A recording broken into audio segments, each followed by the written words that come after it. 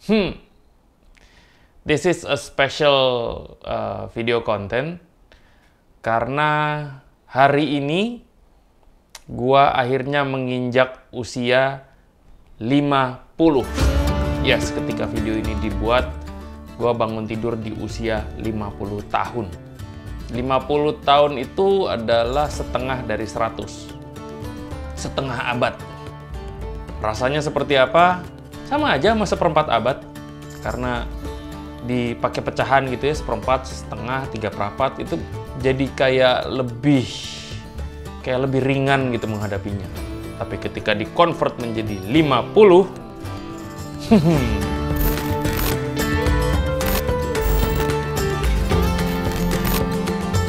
so, kenapa gue mau bicara ini? Tentunya berkaitan sama channel ini juga gitu ya. Jadi gue mau sedikit ngabaceo gitu, sedikit ngecapruk tentang usia gue terkait dengan platform ini, dengan channel YouTube gue. 50 itu adalah fase, simpelnya gini deh. Yang paling sederhana adalah fase dimana gue udah ngelewatin kehilangan orang tua, bokap sama nyokap udah wafat, sekaligus fase yang udah sering banget kehilangan teman.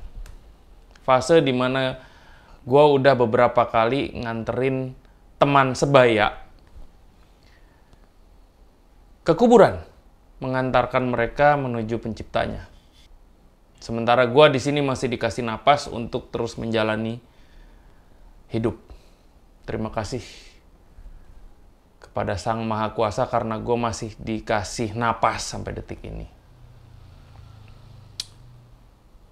Tapi udahlah, gue nggak mau terlalu bicara banyak soal spiritual itu ya. Gue mau bicara tentang fakta. Nggak tahu gue bener apa enggak. Tapi gue tahu ini fakta. Gue adalah salah satu YouTuber mountain bike tertua di Indonesia. Anjis kolot aing. Kalau diperhatiin teman-teman YouTuber yang lain ya hampir nggak ada yang seusia gue ya. Ada kali tapi nggak terlalu konsisten di YouTube. Yang bener-bener konsisten kan hanya beberapa nih YouTuber mountain bike. Udah niche market banget gitu ya.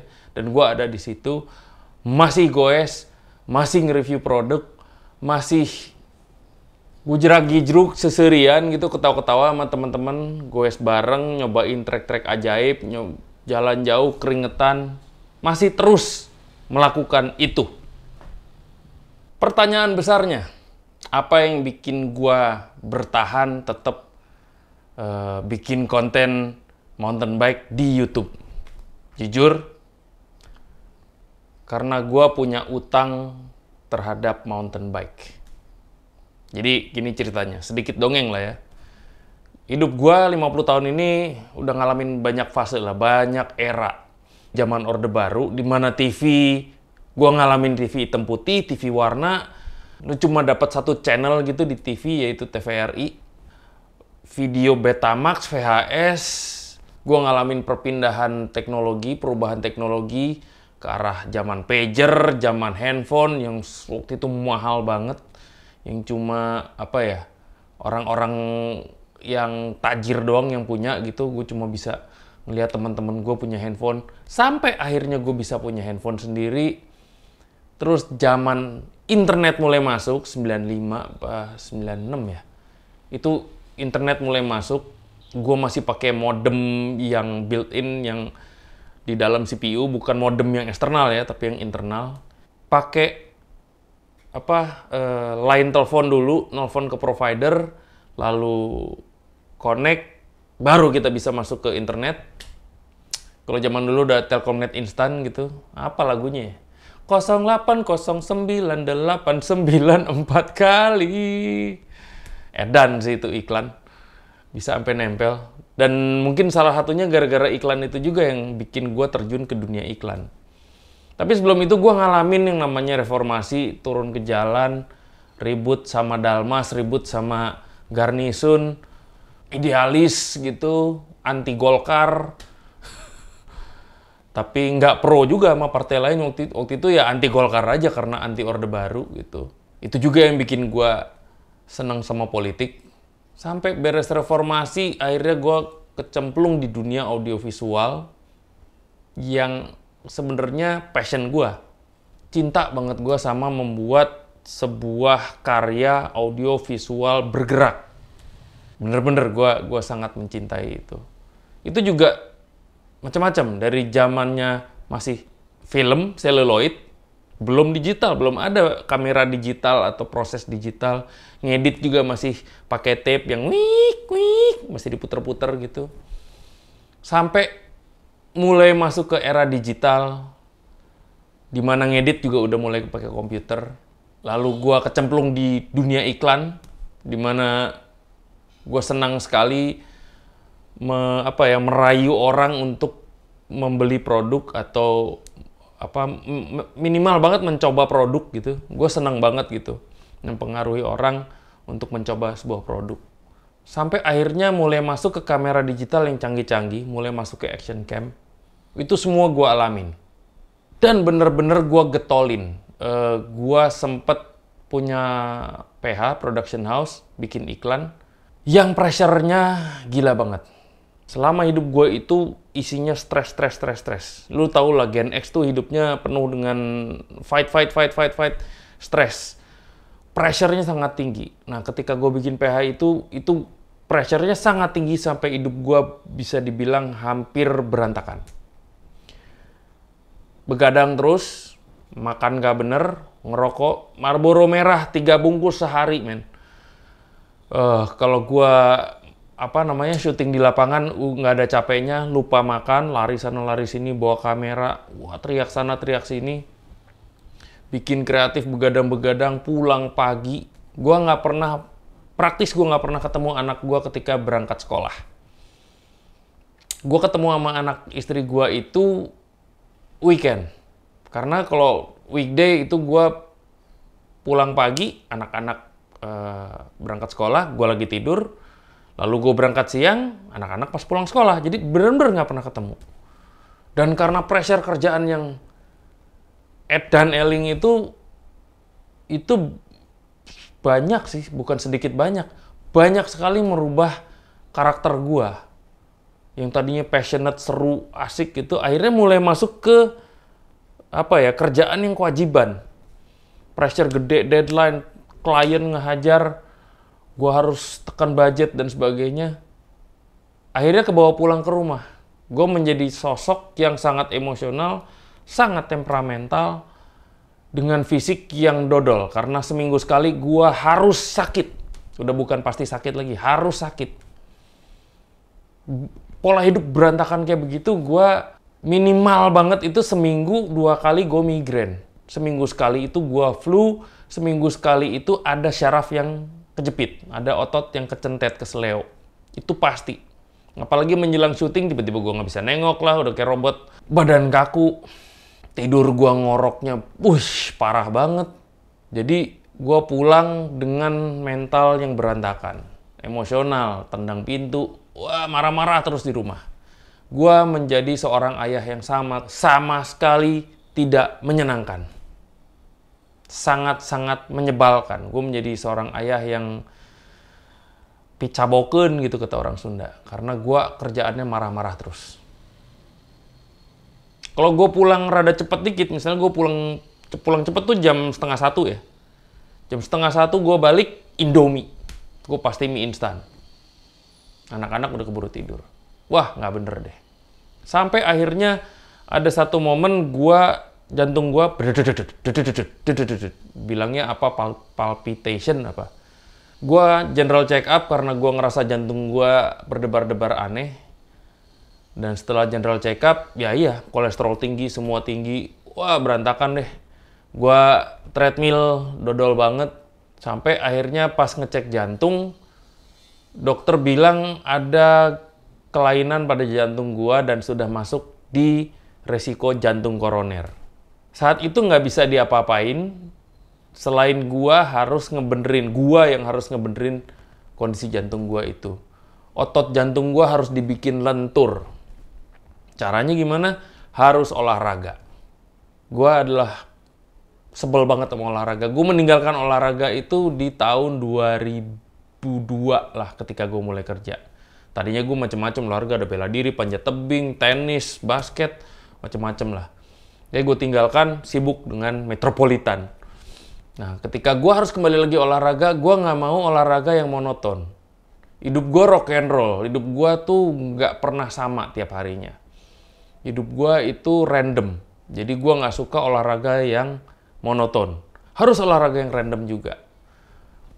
Sampai akhirnya gue ketemu, ini juga gara-gara iklan, gue lagi bikin iklan motor yang sebenarnya bisa dibikin off-road juga, nggak cuma on-road, dia semi off-road. Ketika gue lagi nyari referensi-referensi video di YouTube, ketemu sama berkali-kali video-video mountain bike. Disitulah gue keracunan. Wah, ini gue rasa ini olahraga yang amat sangat random ya.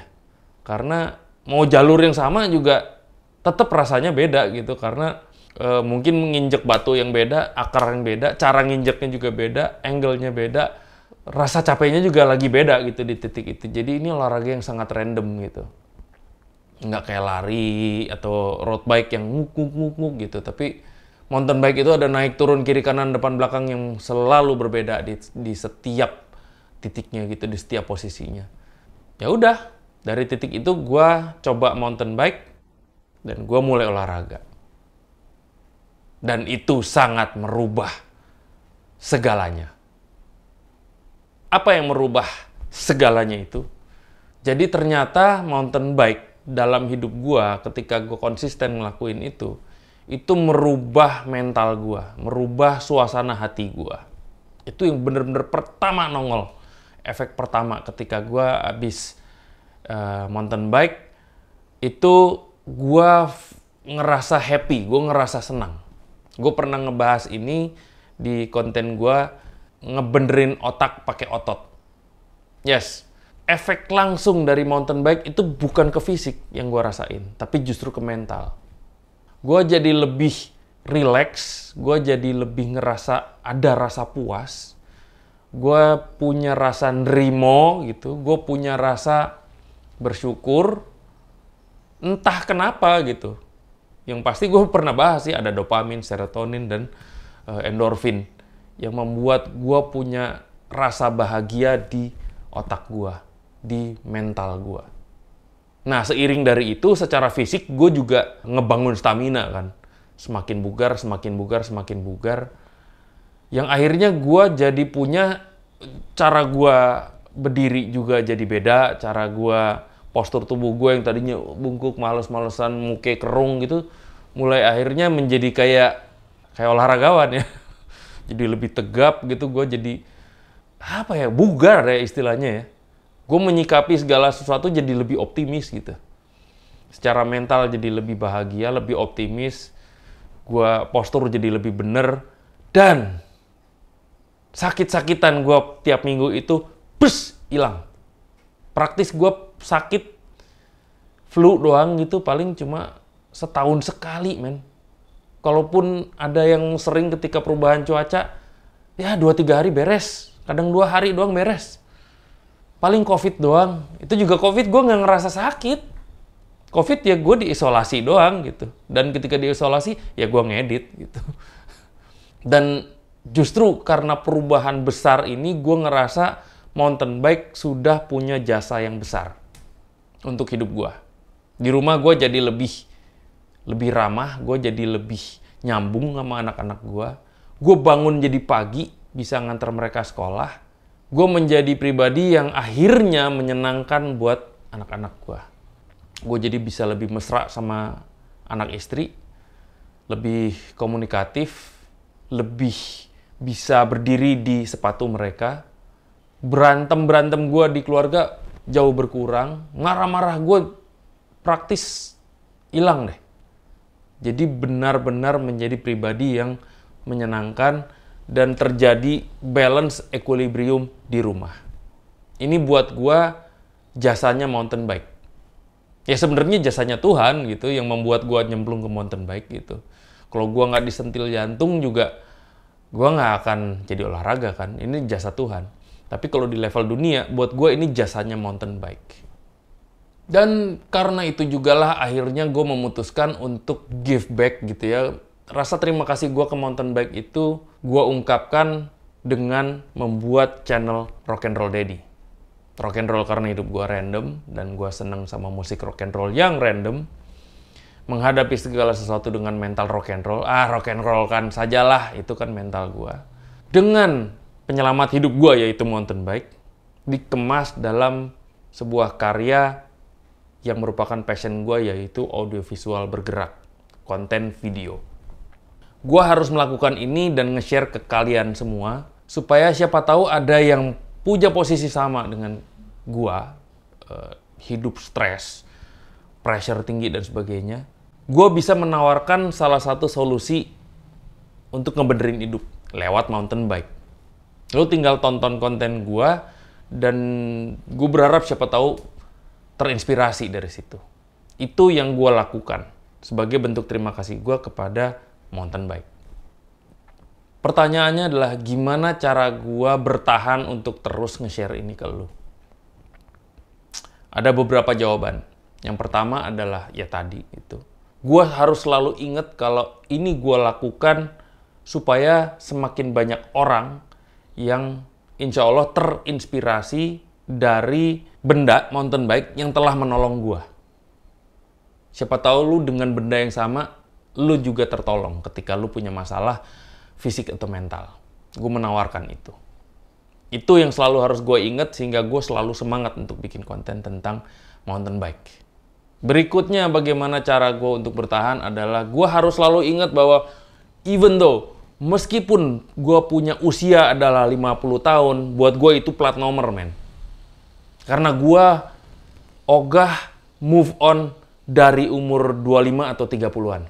Gue harus selalu berpikir gue di umur segitu terus. Gue harus selalu berpikir gue muda terus. Bukan fisik ya, secara mental. Jadi gairah bermain, kenakalan dalam berpikir dan sebagainya harus tetap di 25-30. Itu gue harap bisa tetap bikin gue bertahan. Yang ketiga adalah gue harus selalu hidup di saat ini.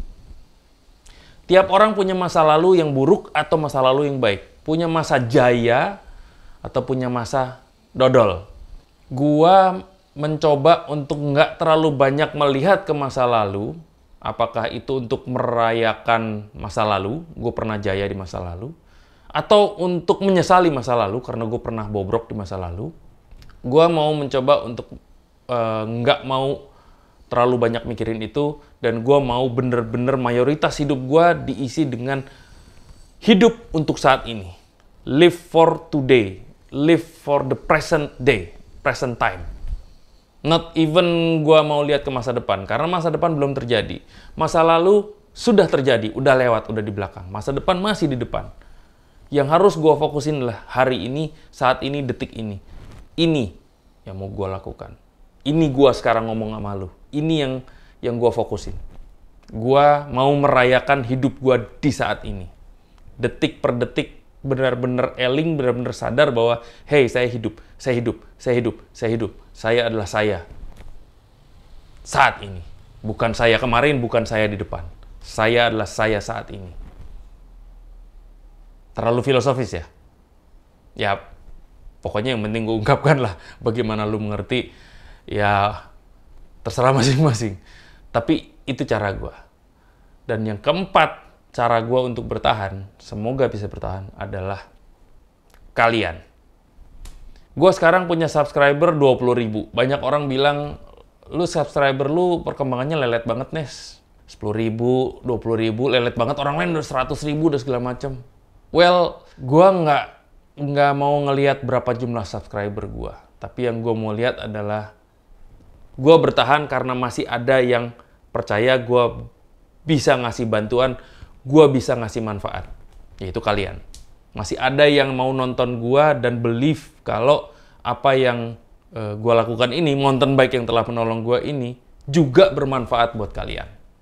Itu bahan bakar gue yang menurut gue ultimate sih. Dan sekaligus karena gue udah nyampe 20.000 sekian, buat gue terima kasih banyak karena lu masih percaya sama gue untuk terus nge-share ini.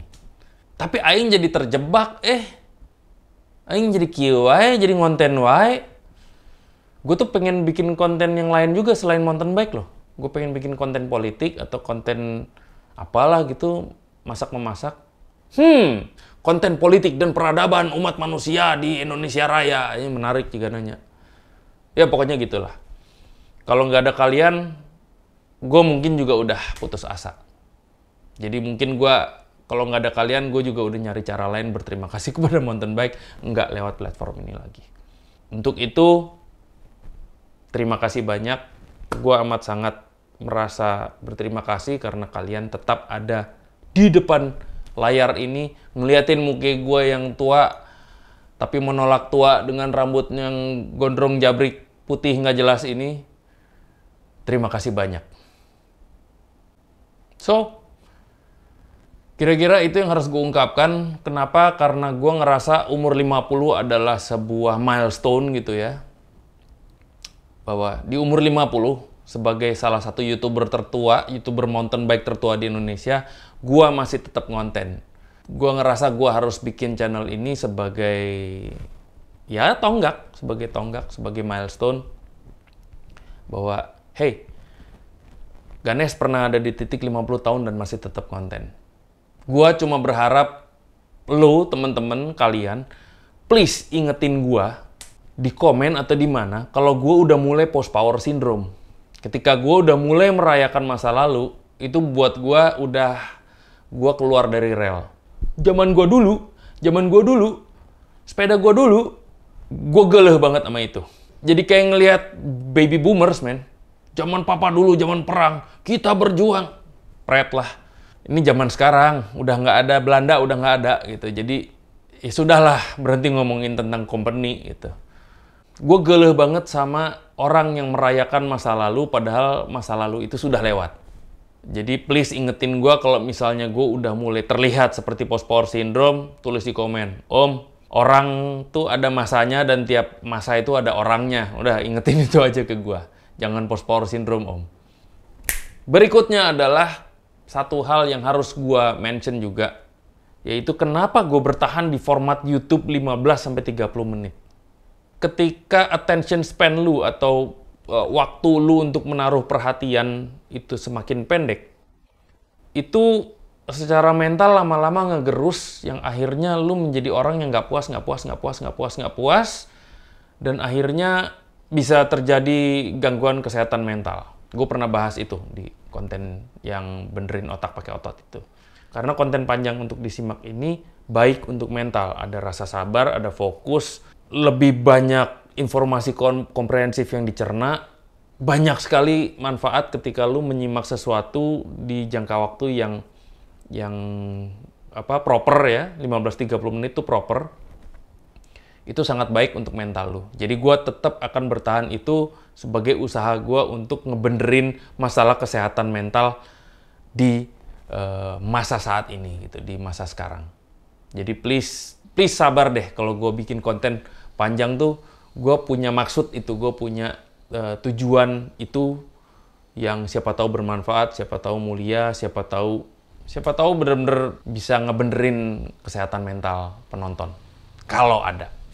Gue bener-bener emang pengen nge-share hal-hal bermanfaat untuk kalian. Apakah itu edukasi, bahkan review produk pun gue mau bentuknya edukasi, bukan jualan gitu. Karena kalau jualan udahlah itu mah pedagang aja. Gua pengen nge-review produk secara edukatif, ngasih informasi yang jelas, ngasih benefit-benefit fisik mentalnya jelas. Itu yang gua lakukan. Dan jujur, gua nggak mau nge-review produk dengan bumbu-bumbu surgawi. No, gua nge-review produk apa adanya. Ketika ada kekurangan di sini gua omongin, ketika ada kelebihan di sini gua omongin. Nggak lebih, nggak kurang.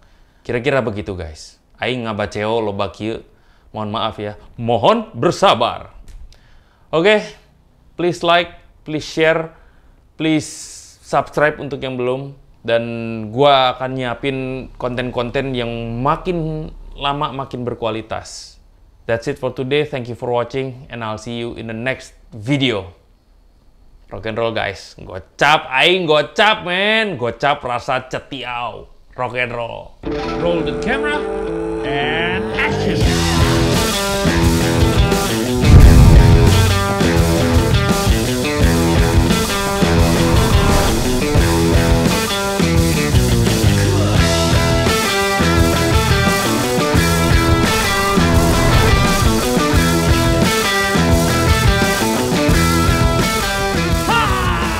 Let's do this.